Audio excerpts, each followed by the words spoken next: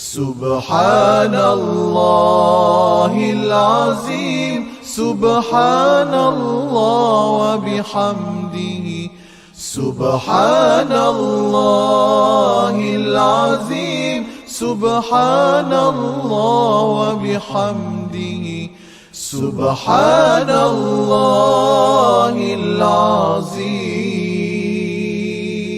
سبحان الله وبحمده سبحان الله العظيم سبحان الله وبحمده سبحان الله العظيم سبحان الله وبحمده سبحان الله العظيم سبحان الله وبحمده سبحان الله العظيم سبحان الله وبحمده سبحان الله العظيم سبحان الله وبحمده سبحان الله العظيم سبحان الله وبحمده سبحان الله العظيم سبحان الله وبحمده سبحان الله العظيم سبحان الله وبحمده سبحان الله العظيم سبحان الله وبحمده سبحان الله العظيم سبحان الله وبحمده سبحان الله العظيم سبحان الله وبحمده سبحان. أعوذ بالله السميع العليم من الشيطان الرجيم. بسم الله الرحمن الرحيم. فلا أقسم بالخنس الجوار الكنس والليل إذا عسعس والصبح إذا تنفس إنه لقول رسول كريم ذي قوة عند ذي العرش مكين مطاع ثم أمين وما صاحبكم بمجنون ولقد رآه بالأفق المبين وما هو على الغيب بضنين وما هو بقول الشيطان الرجيم فأين تذهبون إن هو إلا ذكر للعالمين لمن شاء منكم أن يستقيم وما تشاءون إلا أن يشاء الله رب العالمين. صدق الله العظيم.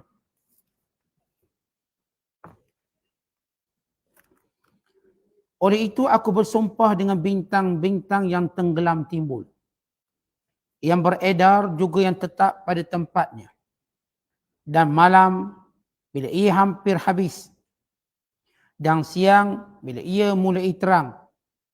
Sebenarnya Al-Quran itu sungguh-sungguh kalamullah yang disampaikan oleh Jibril, utusan yang mulia, yang kuat, gagah, lagi berkedudukan tinggi di sisi Allah yang mempunyai arasy.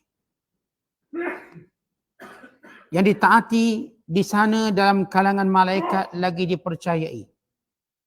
Dan sebenarnya sahabat kamu, yakni Nabi Muhammad sallallahu alaihi wasallam itu, wahai golongan yang menentang Islam, bukanlah ia seorang gila seperti yang kamu tuduh.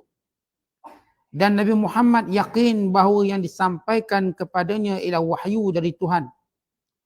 Kerana demi sesungguhnya Nabi Muhammad telah mengenal dan melihat Jibril di kaki langit yang nyata. Dan bukanlah Nabi Muhammad sallallahu alaihi wasallam seorang yang boleh ditohmah dan disangka buruk terhadap penyampaiannya mengenai perkara-perkara yang gaib. Dan sebenarnya Al-Quran itu bukanlah perkataan syaitan yang kenerjam. Dengan demikian maka kemanakah kamu hendak pergi, kiranya kamu masih menyeleweng dari jalan Al-Quran. Al-Quran itu tidak lain hanyalah peringatan bagi seluruh penduduk alam. Iaitu bagi sesiapa dari kamu yang mau tetap teguh di atas jalan Islam yang betul.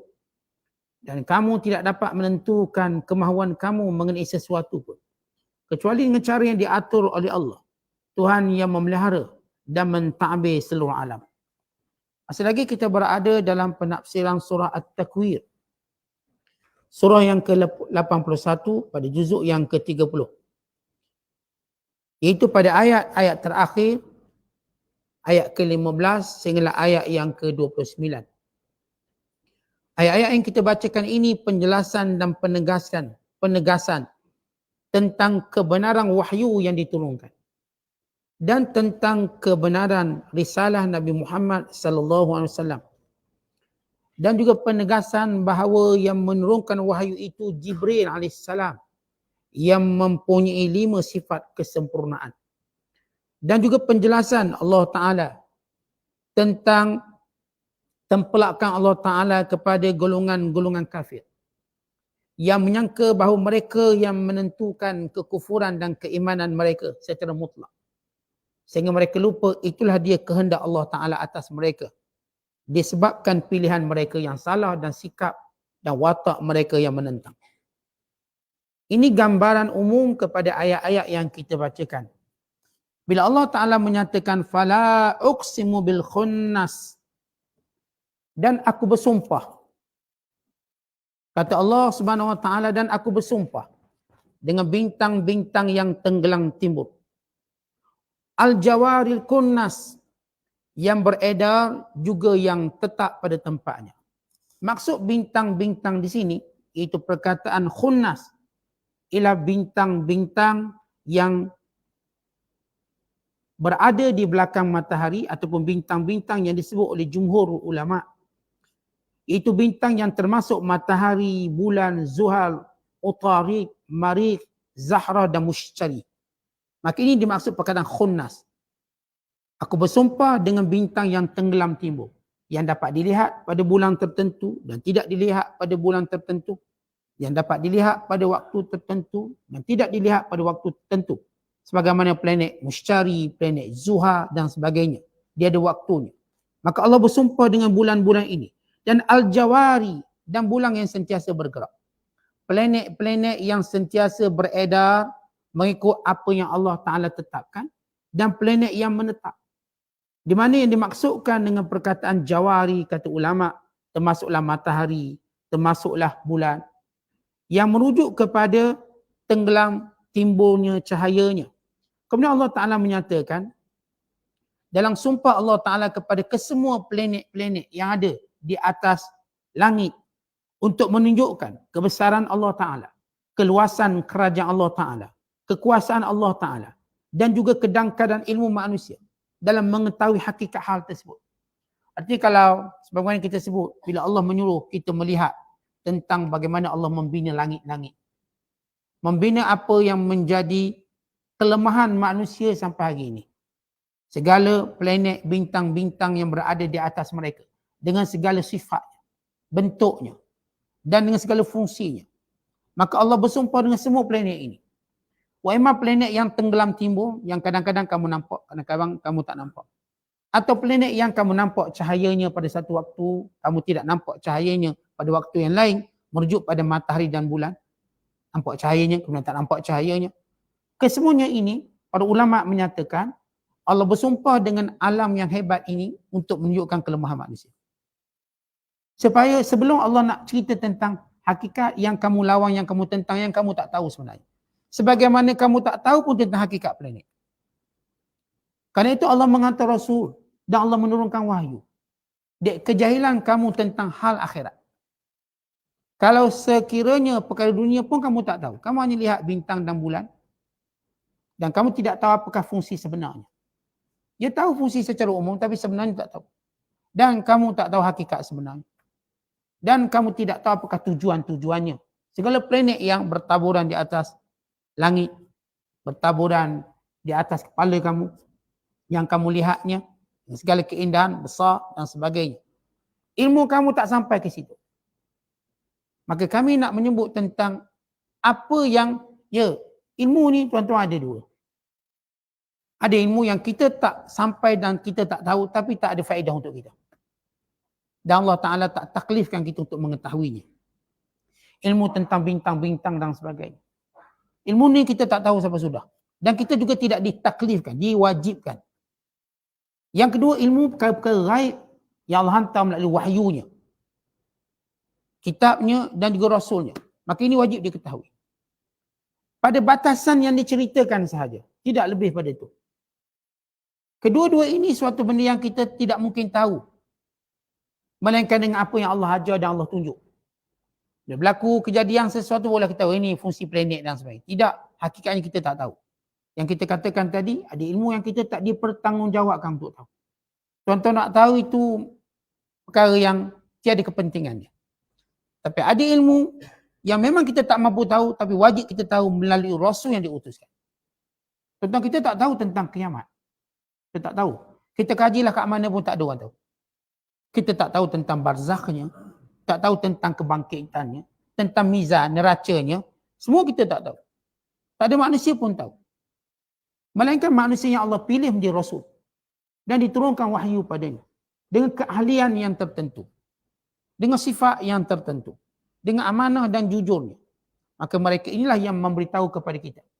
Namun hal ini pun tidaklah menjadi suatu secara detail kita kena tahu. Kita tak tahu secara detail. Kerana kelemahan kita. Maka dia beritahu pada kadar yang wajib kita tahu. Sesudah Allah bersumpah dengan planet-planetnya, lalu Allah bersumpah dengan sesuatu yang kita alami. Wal-laili idza as'as. Dan demi waktu malam, kata Allah SWT. Bila ia hampir habis.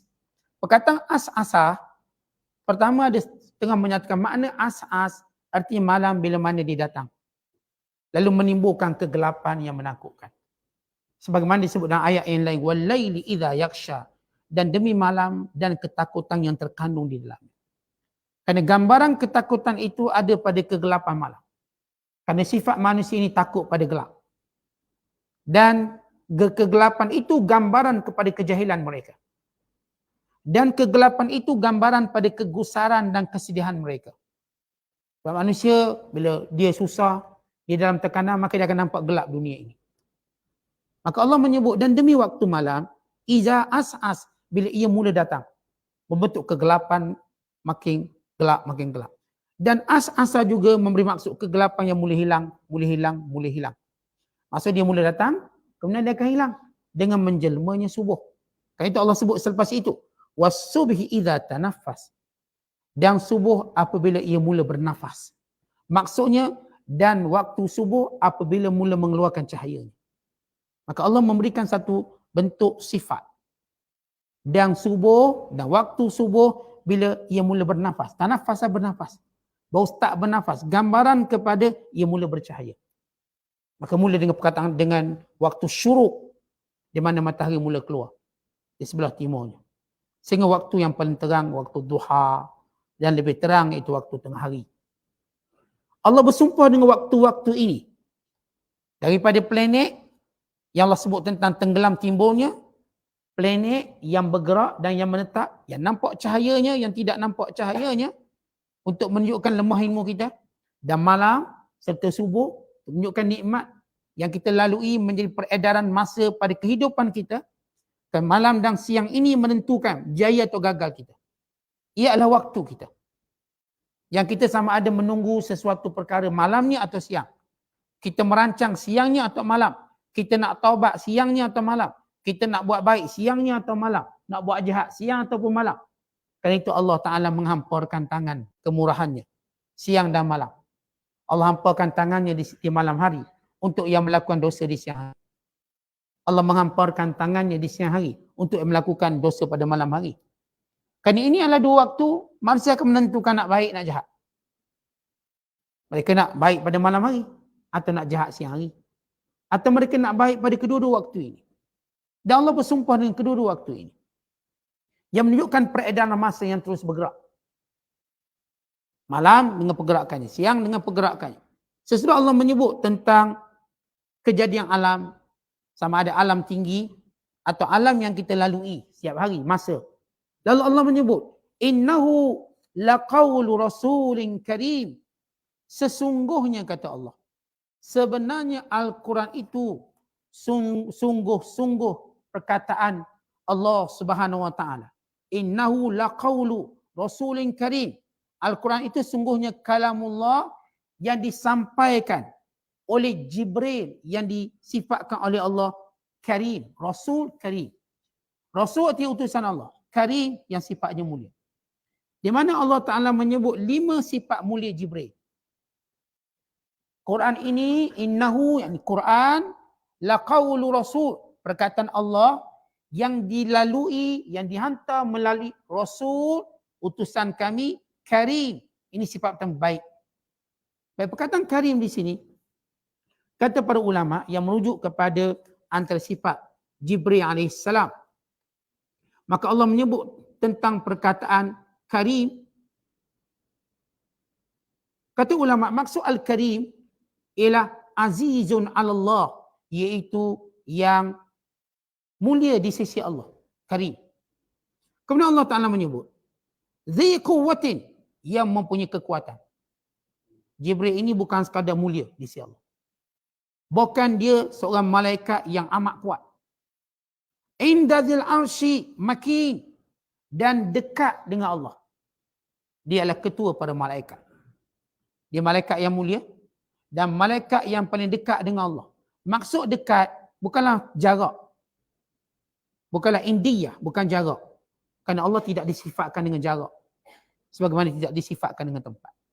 Indiyah di sini kata ulama ialah pada makna kedudukan. Contoh kata dia dekat di sisi saya. Bukan kita kata orang tu duduk tepi kita. Maksudnya dia orang kepercayaan. Dia itu orang yang saya percaya. Dia orang dekat di sisi saya. Saya tak maksudkan dia duduk sebelah saya. Perkataan dekat di sisi saya maknanya orang yang dekat. Bukan dekat dari sudut kedudukan jarak. Dekat dari sudut kedudukan pangkat. Ini Jibril AS. Kemudian Allah menyebut, muta'in, dia taati oleh semua malaikat. Jadi dia ketua malaikat. Sama, ada yang dibaca summa. Summa dan juga dan. Summa maksudnya selepas itu. Dan juga dibaca sama amin. Ini baca masyhur, sama amin. Bukan sekadar ditaati tetapi amanah. Allah Ta'ala ketika mana bersumpah bahawa Al-Quran datang dari Allah. Menjawab tuduhan orang kafir yang berkata Al-Quran ini datang daripada Muhammad. Rekaan Muhammad. Dan mereka tak kata Al-Quran rekaan malaikat. Sebab mereka tahu malaikat tak akan reka apa. Kerana sifat malaikat ialah utusan. Sebab itu tiada tuduhan orang kafir kata Quran ini cipta malaikat. Maka Allah menyebut Quran ini disampaikan oleh malaikat. Disampaikan oleh malaikat. Kepada Nabi SAW. Dan ia adalah kalam Allah. Dan Allah bila menyebut tentang malaikat yang bernama Jibril AS. Antara ketua malaikat dan di antara malaikat yang paling gagah. Bahkan diriwayatkan bagaimana malaikat Jibril AS yang mempunyai banyak tugas. Jibril tugas khusus dia ialah menurunkan wahyu. Itu tugas khusus. Yang sepakat para ulama tugas utama Jibril AS ialah menyampaikan wahyu. Dan diturun kepada nabi-nabi dan rasul-rasul yang diutuskan. Dia turun kepada Nabi Allah Ibrahim sebanyak 50 kali dia bertemu. Jibril jumpa dengan Nabi Ibrahim 50 kali. Dan dia bertemu dengan Nabi Musa sebanyak 400 kali. Dan bertemu dengan Isa sebanyak 10 kali. Dan bertemu dengan Nabi Muhammad SAW sebanyak 24,000 kali. Ini mengikut pandangan sebagian ulama tentang pertemuan yang Jibril lakukan dengan setiap Nabi-Nabi. Dan Jibril AS bertemu dengan Rasulullah dengan rupa yang sebenar 2 kali. Macam mana disebut dalam hadis yang sahih. Yang pertama ketika mana Nabi menunggu wahyu. Selepas turunnya surah Al-Alaq. Iqra' bismi rabbikal ladzi khalaq. Maka terputus seketika wahyu. Dan Nabi merinduinya. Dan Nabi berjalan ke Gua Hira. Supaya dengan harapan untuk mendapat wahyu. Dan dalam perjalanan Rasulullah melihat malaikat Jibril duduk di atas kursi dengan sayapnya 600 sayap. Lahu sittatu mi'ati janah, ada 600 sayap. Rasul melihat dengan rupa yang sebenar. Itu pertama sebagaimana disebut dalam Sahih Bukhari, dan turunlah ayat ya ayyuhal muddaththir. Kerana bila Rasulullah melihat Jibril dalam keadaan rupa asal menakutkan. Lalu Rasulullah pun balik ke rumah sambil berkata, daththiruni, daththiruni. Selimutkan aku, selimutkan aku. Maka turunlah ayat ya ayyuhal muddaththir qum fa'anzir. Wahai orang yang berselimut, bangun dan sampaikan keterangan dan wahyu Allah, iaitu pelantikan Rasul. Dengan turunnya surah Muddaththir, Rasulullah resmi menjadi Rasul. Penurunan surah Al-Alaq dan penurunan surah Al-Muzammil menunjukkan Nabi Muhammad ialah Nabi tapi belum Rasul. Sebab tiada benda yang diperintahkan untuk disampaikan. Tetapi dengan turunnya surah Muddaththir, kerana Allah menyebut qum fa'anzir. Bangun, jangan selimut lagi. Fa'anzir, dan beri peringatan. Ia adalah pelantikan kerasulan. Selepas Rasulullah melihat Jibril. Yang kedua, Nabi SAW melihat Jibril ketika mana peristiwa Isra' Mi'raj di Sidratul Muntaha. Sepakat ulama Rasulullah melihat Jibril 2 kali ini dengan rupa asal. Yang lain semuanya sama ada dengan rupa sahabat yang bernama Dihyah Al-Kalbi ataupun A'rabi Badui. Tetapi sebagaimana kata Ibn Abbas radhiyallahu taala anhuma, Jibril tidak datang dengan wajah melainkan cantik. Paling handsome sekali. Dan sahabat paling lawa sekali ialah Dihyah Al-Kalbi. Yang disifatkan wajahnya seperti Nabi Isa AS. Dek kecantikan. Maka datang menyerupai Dihyah. Dan kadang-kadang datang menyerupai Arab Badui yang tidak dikenali. Tapi pakaiannya indah. Lalu kata Umar Al-Khattab, kami mengetahui ini bukan orang sini. Nampaknya orang jauh. Tapi pada wajahnya tiada kesan debu. Pada pakaiannya tiada kesan dia musafir. Maka menghairankan. Sehingga Rasulullah menyatakan itulah Jibril yang datang mengajar agama untuk kamu. Ini kedudukan Jibril ketika mana datang menemui Nabi SAW. Dan Jibril sebagaimana kita sebut, tugas utamanya menyampaikan wahyu. Tapi dia ada tugas yang lain. Jibril lah yang mengajar Nabi Nuh cara membina bahtera. Mengajar Nabi Daud cara membina baju besi. Mengajar Adam cara bertani. Dan cara pekerjaan. Untuk urusan di dunia. Cara memasak menggunakan api. Dan mengajar Nabi-Nabi yang lain. Dengan urusan-urusan mereka. Serta menjaga Musa daripada tipu daya Fir'aun. Dan yang menenggelamkan Fir'aun dan bala tenteranya. Yang menyelamatkan Nabi Allah Ibrahim dari dalam api. Jibril tugasnya untuk menyelamatkan Nabi Allah Ibrahim. Dan Jibril AS memberi berita gembira dengan kelahiran Nabi Yahya kepada Zakaria. Dan Jibril meniupkan roh ke dalam kepada Maryam AS sehingga dilahirkan Nabi Isa AS. Meniupkan roh. Kerana itu di antara nama Jibril AS yang kita sebut sifatnya dikenali sebagai Ruhul Kudus. Dikenali dengan Ruhul Amin. Dikenali dengan Aminul Wahyi. Dikenali dengan Namusul Akbar. Dan dikenali dengan Syadidul Quwa. Ini nama lain bagi Jibril. Jibril memberi maksud hamba Allah. Alhamdulillah. Jibra artinya hamba. Allah. Itu Jibril. Dan setengah ulama menyatakan perkataan Jibril maksudnya hamba Allah yang pemurah. Itu merujuk kepada sifat Ar-Rahman. Ada yang menyatakan hamba Allah yang perkasa. Merujuk kepada sifat Allah Al-Aziz. Disebut Jibril, Jibrail. Dan disebut dengan Jibrail. Dengan beberapa sebutan. Ikut bahasa. Ia merupakan malaikat yang paling ditaati. Malaikat yang menurunkan wahyu. Malaikat yang disebut muta' ditaati oleh semua malaikat lain. Dan semua malaikat lain akan bertanya pada Jibril. Apa yang ditanya? Bila turun satu wahyu, lalu mereka akan tanya pada Jibril, wahyu apa yang diturunkan?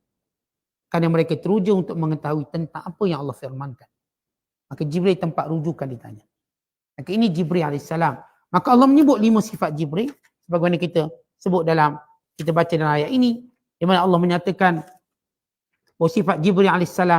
Karimun azizun Allah. Mulia di sisi Allah.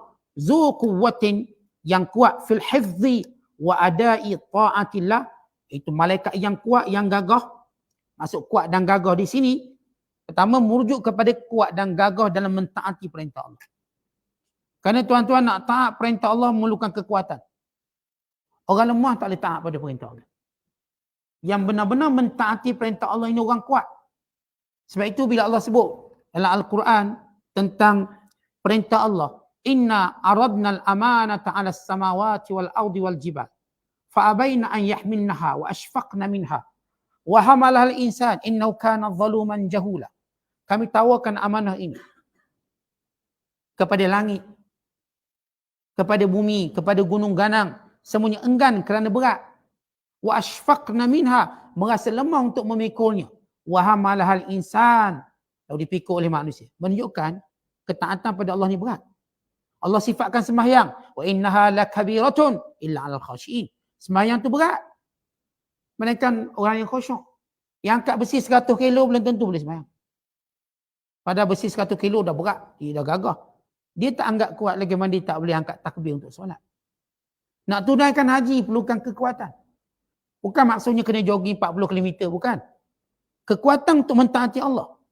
Ramai mana orang yang fizikalnya bagus, duitnya banyak, tiada kekuatan buat haji. Tak ada kekuatan. Keinginan tak ada. Tiada keinginan mentaati Allah maknanya lemah. Kenilai kekuatan seseorang pada mentaati Allah. Sebab itu kerja kita. Kerja kita atas dunia taat Allah. Maka kalau kita gagal buat kerja kita, maknanya lemah kita. Orang tak kata kita kuat. Kuat kita waktu kita memikul amanah. Yang menjadi tugas utama kita. Tuan-tuan pergi kerja. Tuan-tuan cikgu katakan. Pergi sekolah tak mengajar, tak buat apa. Tugas utama. Orang tak kata kita cikgu yang kuat. Lemah. Walaupun kita buat benda lain rajin, orang tak kata kita cikgu pun dulu. Sebab kerja kita mengajar. Tiba kita pergi sekolah cabut rumput, cat bangunan, kerja kita. Namanya cikgu. Lepas tu jaga parking kereta, mengajar je tak. Orang tak kata cikgu. Sekali-sekala buat okey lah. Jadi kalau kita hidup di dunia sebagai hamba Allah, taat perintah Allah, tapi satu pun tak taat pada perintah Allah. Ikut nafsu, ikut syaitan, ikut sekian-sekian. Mana kita tidak kuat. Maka Allah mensifatkan malaikat ini kuat dari sudut mentaati perintah Allah. Dan malaikat ini dzu makanatin, yakni yang berada pada kedudukan yang dekat dengan Allah. Dan muta' yang ditaati oleh semua malaikat. Amin, yang jujur, yang amanah dalam menyampaikan wahyu Allah. Allah pelihara Jibril daripada melakukan khianat dalam menyampaikan wahyu. Tiada satu ayat melainkan Jibril AS menunaikan dengan amanah. Dan setengah ulama mengatakan maksud kuat selain daripada kuat menyampaikan amanah, kuat dalam mentaati Allah, kuat secara fizikal. Diriwayatkan Jibril AS yang memusnahkan Madain Lut, bandar-bandar Nabi Lut. Ada 7 bandar utama selain daripada kota Sadum, ada kota Amura dan kota-kota yang lain. Jibril mengangkatnya dengan 11 sayap. Daripada 600 sayap, 11 sayap. Dan jumlah 7 penduduk kota ini, kata ulama tafsir, seramai 400,000 orang. Diangkat bumi atau bandar ini sehingga hampir ke langit. Tanpa penduduk itu sedar, sebelum dihempapkan. Kita tahu bagaimana Allah sebut tentang kebinasaan kaum Nabi Lut. Diangkat tempat duduk tinggi, tempat tinggal mereka, yakni negeri mereka diangkat tinggi, kemudian diterbalikkan, kemudian dihempap dan direjam dengan batu daripada neraka. Balasan yang paling dahsyat kepada kaum Nabi Lut. Yang mengangkatnya ialah Jibril. Dengan menggunakan 11 sayap. Bukan semua sayap dia, satu sayap daripada 600 sayap. Angkat 7 bandar utama yang ada 400,000 orang. Maknanya Jibril dengan satu sayap dikui semua mati. Itu kekuatan yang Allah beri kepadanya. Dan kita tahu Jibril antara malaikat yang dimusuhi oleh Yahudi. Kerana beberapa sebab. Yang pertama kerana masalah penurunan wahyu. Kerana berpindah wahyu itu daripada Bani Israel kepada orang Arab. Mereka marah. Yang kedua kerana Jibril lah yang menurunkan bala. Di antara tugas Jibril ialah menurunkan bala. Maksud turunkan bala, menurunkan hukuman. Mana-mana kaum, mana-mana negara yang engkar, maka Jibril akan membinasakannya dengan perintah Allah. Dan selepas kewafatan Nabi SAW, Jibril tidak turun melainkan sekali je setahun. Itu pada malam Lailatul Qadar. Sekali je. Tak lagi turun. Kerana tidak ada lagi tugasnya menyampaikan wahyu. Dia cuma turun sekali setahun sebagaimana disebut dalam surah Al-Qadr. Allah menyatakan tanazzalul malaikatu war-ruh fiha biizni rabbihim min kulli am. Maka turun segala malaikat dan juga Jibril pada muka bumi ini. Bila? Pada malam Lailatul Qadar. Sebab itu kita disarankan, diperintahkan, digalakkan untuk menghidupkan malam Lailatul Qadar. Kenapa? Kerana kemuliaan yang ada pada malam tersebut bukan sekadar digandakan pahalanya lebih daripada 1000 bulan. Bahkan kerana turunnya seluruh malaikat menggambarkan selama ini bumi ini bercampur aduk dengan golongan yang melakukan kemungkaran, melakukan kejahatan. Bahkan kadang-kala kita melihat dominasi kejahatan mengatasi kebaikan. Maka pada malam itu diisyaratkan dominasi kebaikan. Turun seluruh malaikat. Tuan-tuan manusia berapa? 8 bilion. Katakan kita sebut 10 bilion dah. Yang akan turun lebih banyak pada 10 bilion manusia. Bagi mengisytiharkan bumi ini milik Allah, tempat taat bukan tempat derhaka. Semua malaikat turun. Dan termasuk ketua malaikat Jibril AS. Maka jangan orang-orang jahat menyangka mereka yang menjadi majoriti. Bahkan ahli taat yang menjadi majoriti. Maka dengan turunnya malaikat-malaikat ini, bagi menunjukkan kembali syiar bumi ini, tempat Allah ciptakan untuk beribadat padanya, bukan tempat untuk buat maksiat padanya. Maka itu pengisyarat. Malaikat turun setahun sekali. Saya isyar bumi ini, Allah cipta. Dan kamu manusia yang sombong berapa bilion kamu, ni kami malaikat. Turun semua. Sepanjang malam turun daripada maghrib sampailah subuh. Hantar subuh. Sepanjang malam. Dunia ini ditakluki oleh semua malaikat-malaikat. Yang saya katakan sebagai satu iklan, satu pengisyaran tentang ketaatan mengatasi kebatilan. Dan ini akan berlaku pada kesudahan dunia ini. Tapi secara mukaddimah sentiasa ditunjuk setahun sekali ada. Dan nanti akan berakhir begitu. Akan jadi dunia ini tempat orang baik lebih banyak pada orang jahat. Dan orang baik akan menang. Orang baik yang akan memerintah. Orang baik yang akan menguasai ini. Sebagaimana pernah berlaku pada zaman Rasulullah, zaman Khulafa Ar-Rasyidun dan zaman kegemilangan umat Islam. Kemudian Allah Ta'ala sudah menyebut tentang sifat Jibril. Lalu Allah Ta'ala menyebut tentang Nabi Muhammad SAW yang diturunkan wahyu padanya. Adapun Quran dari Allah, penjelasan pertama. Adapun yang menjadi perantaraan menghantar wahyu itu sifat yang sempurna, 5. Dan adapun Nabi yang mendapat wahyu itu. Kali ini yang mereka dendangkan. Mereka kata Muhammad gila, Muhammad gila. Maka Allah membersihkan Nabi SAW. Allah menyatakan, وَمَا صَاحِبُكُمْ بِمَجْنُونَ. Teman kamu itu, orang yang sentiasa mendampingi kamu itu tidak gila. Tak gila. Bila Allah kata tak gila, tuan-tuan manusia, bila dinafikan, maka orang akan berfikir. Lagi besar orang yang menafikannya, lagilah pertuduhan itu akan hilang. Contoh, seorang tuduh saya, orang ni pencuri. Lalu polis pun buat statement, dia tak mencuri. Maka hilang sebabnya orang besar, orang yang punya authority. Orang ni tuduh ni mencuri macam mana, polis pun keluar statement tak. Orang tuduh ni rasuah sekian-sekian, SPRM pun keluarkan satu kenyataan, dia tak rasuah. Tak. Maka secara automatik bersih. Kerana ini yang ada badan authority. Maka bila musyrikin Mekah duk kata Muhammad gila, maka Allah yang menciptakan seluruh makhluk. Bahawa dengan menyatakan sahibukum, teman kamu itu tidak gila. Tuan-tuan, bila dinafikan, menjadikan manusia berfikir, mula-mula kita kalau orang sebarkan da'ayah, sebarkan, viralkan tuduhan. Orang kata, okay, dia ni penjahat. Adalah seorang tolong jawab. Dia tak penjahat, dia baik. Dengan penafian tadi akan membuka ruang untuk sebahagian mereka berfikir, apakah benar Muhammad gila? Sebab itu bila mereka datang penduduk-penduduk Madinah pada musim haji di Mina, lalu mereka akan pergi ke Mina, musyrikin Mekah, dan berkata, jangan kamu dekati dengan orang yang bernama Muhammad, kerana dia gila. Yang ni pula kata, jangan kamu dekati dengan orang bernama Muhammad, kerana dia ahli sihir. Yang ni pula kata, jangan kamu dekati orang bernama Muhammad, kerana dia begini. Orang-orang Madinah, sebab dia orang berfikir, kan dia tidak terlibat dengan permusuhan dan brainwash yang dibuat setiap hari oleh musyrik Mekah dan dengan kekuasaan yang mereka ada. Lalu Madinah makin dikata kami nak jumpa, sebab kami kenal orang gila. Tak boleh cerita gila tu macam mana. Sebab kita tak boleh nak syarah orang ni gila. Sebab kita dengan basic ilmu, kita boleh kenal orang tu gila atau tidak. Apakah kita perlu suatu statement khas untuk kata orang tu gila? Kerana gila satu penyakit yang maklum. Dia bukan satu penyakit yang spesifik hanya pakar-pakar yang tahu. Bukan, dia bukan penyakit macam tu. Gila ni penyakit yang orang awam pun tahu gila. Kita tak susah nak kenal orang gila. Kita letak diri kita dah tahu gila tak gila. Kita tahu. Maka ini menjadikan orang-orang Madinah, Aus dan Khazraj, lihat.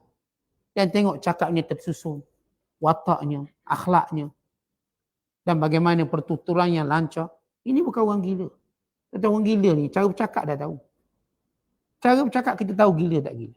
Cara tasalsul afkar, rantaian pemikiran dia. Dia susun poin. Orang gila tak boleh susun poin. Orang kalau bijak, cerdik, bila dia bercakap, dia akan susun poin dia.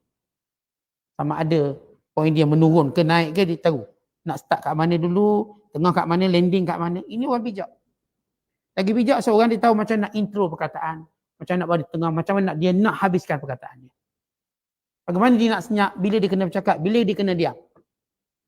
Akhirnya orang Aus tidak terpedaya dengan kata-kata gila. Kerana saya katakan orang gila ini tak ada orang tak akan kenali mereka. Sebab itu cukup Allah menafikan, wa ma sahibukum bimajnun. Ini Nabi Muhammad tidak gila. Kemudian kata Allah, walaqad ra'ahu, bahkan Rasulullah melihat Jibril. Dia melihat sesuatu yang kamu tak lihat. Dia melihat Jibril bil ufukil mubin. Di tempat matahari yang keluar dengan jelas nyata. Sebagaimana jelas nyata melihat matahari keluar, demikian Rasulullah jelas nyata melihat Jibril. Yang kita dah sebut, Rasulullah melihatnya 2 kali. Ayat ini merujuk kali pertama Rasulullah melihatnya. Nabi melihat di sebelah timur, tempat di mana matahari keluar, Jibril duduk di atas kursi dengan besarnya, dengan sayapnya yang bertatah permata. Dan kita dah sebut Jibril sifatnya paling antara malaikat paling cantik sekali. Malaikat yang paling lawa sekali. Jibril dia tak datang dengan menyerupai wajah yang menakutkan. Tapi dengan wajah yang paling cantik. Dia datang Rasul menemui Nabi SAW. Yang saya katakan tadi ada setengah mengatakan diturun pada Rasulullah, bertemu Rasulullah sebanyak 24,000 kali. Berbanding dengan Nabi-Nabi yang lain, paling banyak. Dan pada bulan Ramadan, Jibril akan datang mengajar Rasulullah Al-Quran. Dan Rasulullah bertadarus dengan Jibril. Sehingga tahun terakhir di mana Rasulullah wafat, Jibril bertadarus sebanyak 2 kali. 2 kali khatam. Yang lain cuma sekali, bulan-bulan lain. Datang bulan Ramadan, hari terakhir, Rasulullah SAW. Maka Rasulullah bertadarus sebanyak 2 kali khatam. Bahkan sebagaimana Rasulullah SAW biasanya, baginda akan iktikaf 10 akhir. Tapi pada akhir di mana tahun Rasulullah wafat, Nabi beriktikaf sebanyak 20 hari terakhir. Mula hari ke-11 Nabi dah start iktikaf. Dan kadang-kala kalau Rasulullah SAW tidak berkesempatan iktikaf 10 akhir Ramadan kerana peperangan sebagai contoh. Atau sebahagian peperangan berlaku pada bulan Ramadan. Seperti pembukaan kota Mekah. Dan ketika itu Rasulullah tak iktikaf. Maka Nabi akan menggantikannya pada 10 Syawal yang pertama. Kok mana pun Nabi akan, kalau Rasulullah SAW tak boleh iktikaf 10 akhir, Nabi iktikaf pada 10 awal Syawal. Ini sabit dalam hadis Nabi SAW. Apapun 10 tu nak ambil. Satu proses bagi kita membersihkan rohani kita, menguatkan kerohanian kita. Dan iktikaf ini bukan sekadar ibadat lelaki, bukan juga perempuan. Dan isteri Nabi SAW beriktikaf sesudah kewafatan Rasulullah SAW. Mereka beriktikaf 10 akhir sebagaimana Nabi SAW. Iktikaf ni bukan ibadat lelaki je. Juga perempuan juga boleh beriktikaf, tapi sesuai dengan tempat dia lah. Tempat-tempat ada penjagaan bagi kaum wanita sebab aurat dan sebagainya, ada tempat pengkhususan untuknya, maka boleh dia iktikaf untuk mendapat pahala tersebut. Kemudian Allah menyebut, wa ma huwa 'alal ghaibi bidhanin.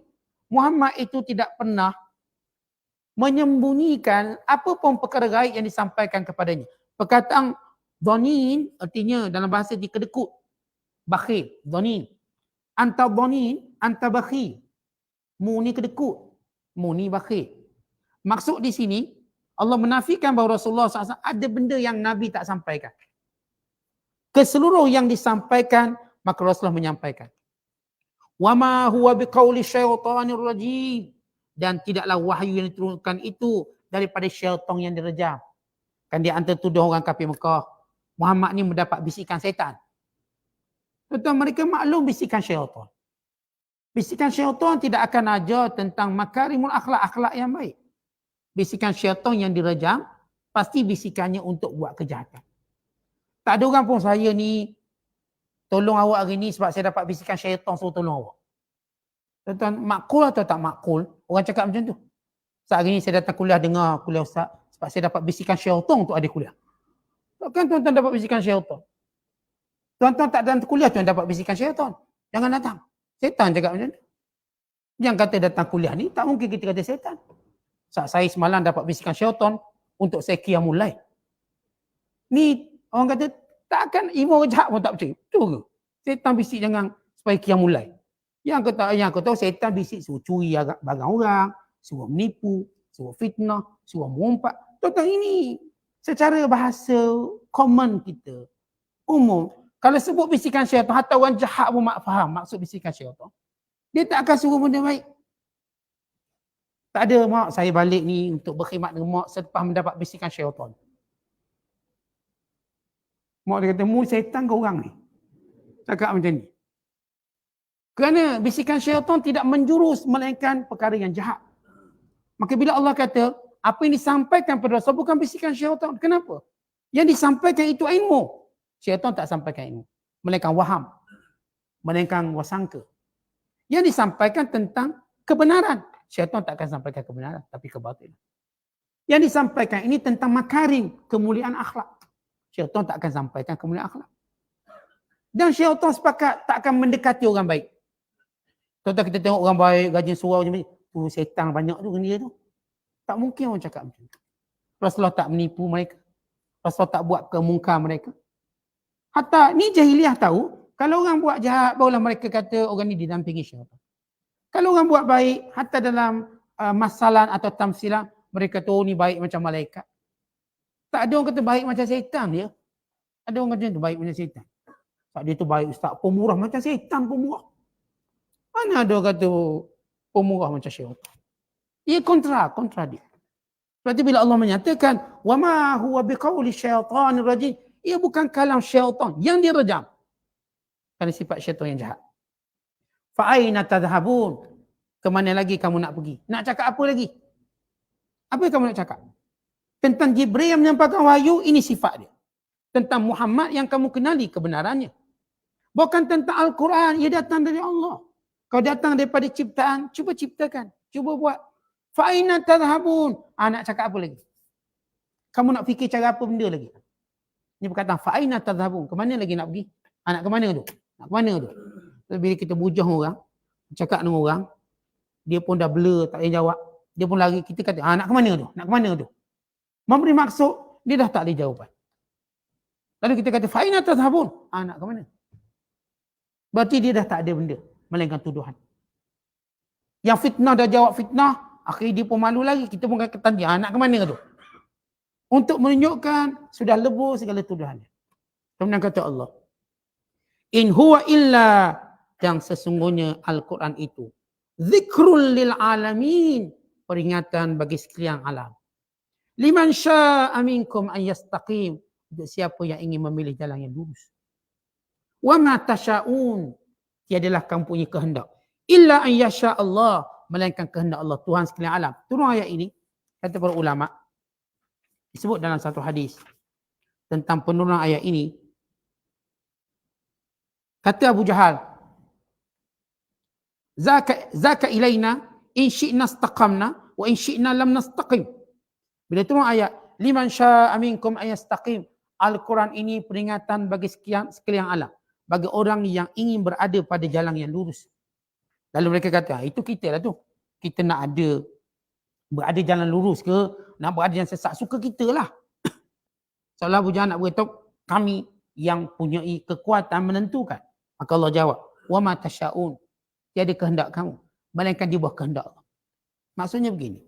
Kadang-kadang orang kalau tak ke masjid, tak ke surau, tak belajar, dia bangga. Suka hati akulah aku tak nak belajar. Suka hati akulah aku tak nak baca Quran. Suka hatilah aku tak sembahyang. Lalu kita kata, bahkan Allah tidak menginginkan kamu sembahyang. Allah tidak mengizinkan mulut jahat kamu menyebut namanya. Supaya kamu hanya sebut benda lara. Allah tidak izinkan kamu untuk bersedekah. Supaya tiada simpanan kamu di akhirat. Mula dia kata, suka saya lah saya nak derma tak nak derma. Seolah nak tunjuk dia yang tentukan kebaikan dan kejahatan. Seolah dia nak tunjuk kuasa. Ya, manusia ada hak ikhtiar pilih, bukan hak berkuasa. Seorang boleh pilih untuk jadi baik atau jahat. Tapi bukan dia berkuasa untuk jadi baik atau dia jahat. Melainkan kehendak Allah. Faham dia punya noktah dia. Lalu bila ada orang kata macam ni, suka hati saya lah saya nak pakai tudung, tak nak pakai tudung. Bahkan kita, bahkan Allah tidak menghendaki kamu pakai tudung. Untuk diazab dengan dosa kamu. Suka hati saya lah, saya tak nak ke masjid ke nak ke masjid. Bahkan Allah tidak izinkan kamu ke masjid. Kata macam orang kata kat ini, suka hati saya lah saya nak datang rumah awak ke tak nak datang rumah. Tak, saya pun tak jemput. Agak-agak dia rasa macam ni. Dia kata, suka hati saya lah saya nak datang kuliah ke tak nak datang kuliah. Lalu Ustaz ni cakap, saya pun tak panggil awak. Dia rasa apa? Dia rasa bukan kuasa dia lagi. Ia ada kekuasaan yang memilikinya. Waktu Abu Jahal kata, suka hati kami lah, kami nak istiqamah, tak nak istiqamah, nak baik, tak nak baik. Bahkan tiada kamu kehendak melainkan kehendak Allah. Allah yang berkehendakkan kamu berada dalam kekufuran, dia degil kamu. Saya dah sebut manusia. Memang ada hak ikhtiar. Tapi bukan hak untuk menentukan. Pilih ya.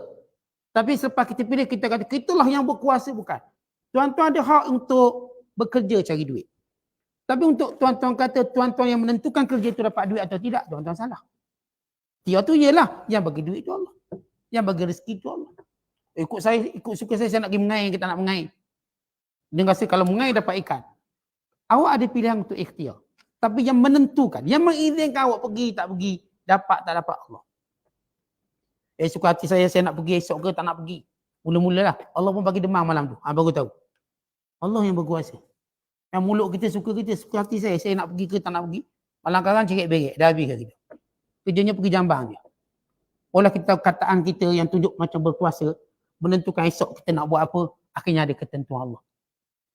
Tiada kamu kehendak, melainkan di bawah kehendak Allah, kekuasaan Allah. Ini bukan satu kebanggaan untuk kamu menyatakan, sukalah kami nak pilih kekufuran, suka kami lah tak nak pakai tudung, suka kami lah tak nak semayang. Bukan itu satu penghinaan untuk diri kamu sendiri. Bukan Allah tidak menghendaki. Allah tidak menghendaki kamu untuk mentaatinya. Allah tak perlukan kamu. Allah akan hantar orang lebih baik pada kamu. Tak perlu kamu. Kamu tak nak derma, Allah tak perlukan kamu. Allah perlukan orang ni untuk, Allah pilih orang ni untuk dapat kemuliaan. Kamu tak nak sudah. Tak perlu pun. Demikian ibarat dan takbiran pada orang-orang yang sombong dengan kejahatan, keburukan mereka buat. Wallahu a'lam. Assalamualaikum.